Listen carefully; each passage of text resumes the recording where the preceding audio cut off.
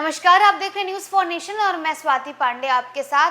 बिहार के मुख्यमंत्री नीतीश कुमार को सुशासन बाबू कहा जाता है। वो भी इसलिए क्योंकि बिहार में किसी भी तरीके का कोई भी गड़बड़ी अगर निकल कर सामने आती है, किसी योजना या किसी परियोजनाओं में कुछ गड़बड़ी आती है तो नीतीश कुमार तुरंत एक्शन लेते हैं। यानी भ्रष्टाचार के खिलाफ नीतीश कुमार तुरंत एक्शन लेते हैं और उनका सख्त रवैया देखने को मिलता है। अधिकारी हो या कोई पदाधिकारी हो, अगर किसी पे भ्रष्टाचार का कोई आरोप लगता है तो उस पर भी नीतीश कुमार तुरंत एक्शन लेते हैं, तुरंत कार्रवाई करते हैं। अब आपको बताएं तो बिहार में एक बड़ा खेला हो गया है।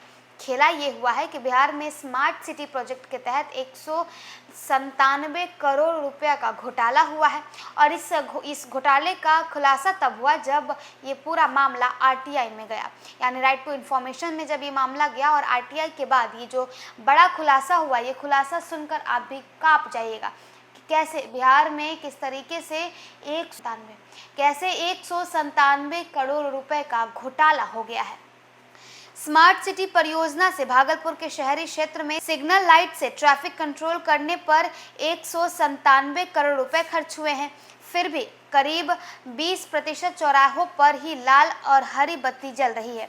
कुछ प्रमुख चौराहों पर तो ट्रैफिक लोड को देखते हुए सिग्नल येलो लाइट पर छोड़ दिया गया है, यानी बेरोक टोक वाहनों की आवाजाही की इजाजत मिली है। सवाल यह है कि स्मार्ट सिटी परियोजना से 16 चौराहों पर लगाई गई 171 लाइट में 100% ट्रैफिक कंट्रोल सफल नहीं हो रहा है।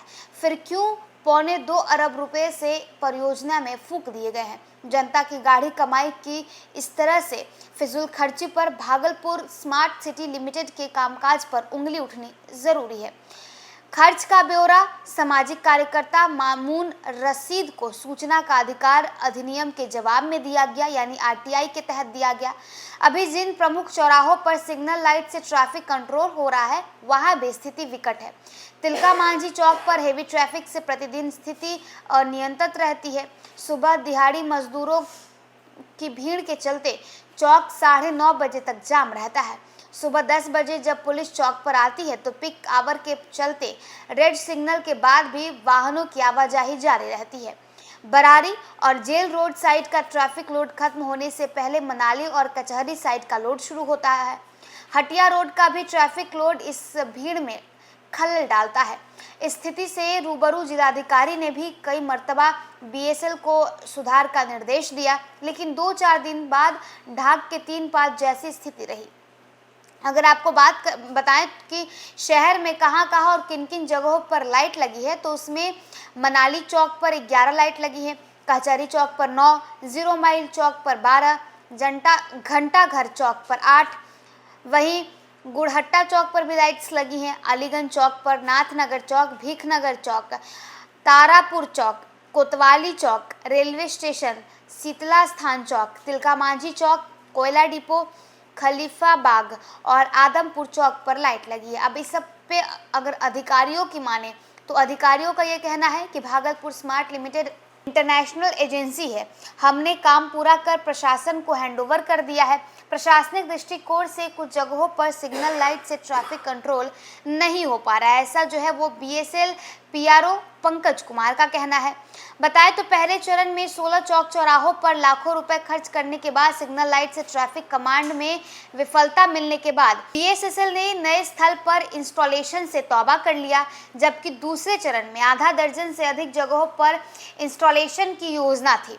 दरअसल प्रशासनिक मनाही के बाद प्रमुख चौराहों पर हुई असुविधा के बाद नए लोकेशन के लिए सर्वेक्षण का विचार स्मार्ट सिटी लिमिटेड के अधिकारी ने त्याग दिया। अभी भी कुछ जगह ऐसे हैं जहां लाल बत्ती से परेशानी हो रही है। तातारपुर चौक उदाहरण है जहां कम जगह होने से वाहनों को दिक्कत होती है। सिर्फ कोतवाली चौक ऐसा है जहां ये सिस्टम सफल हो गया है।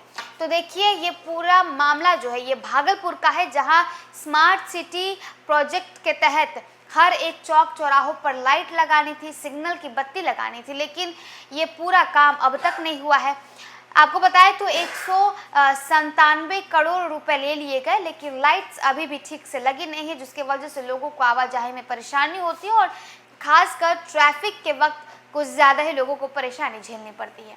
फिलहाल इस अपडेट में बस इतना ही। आप देखते रहिए न्यूज़ फॉर नेशन।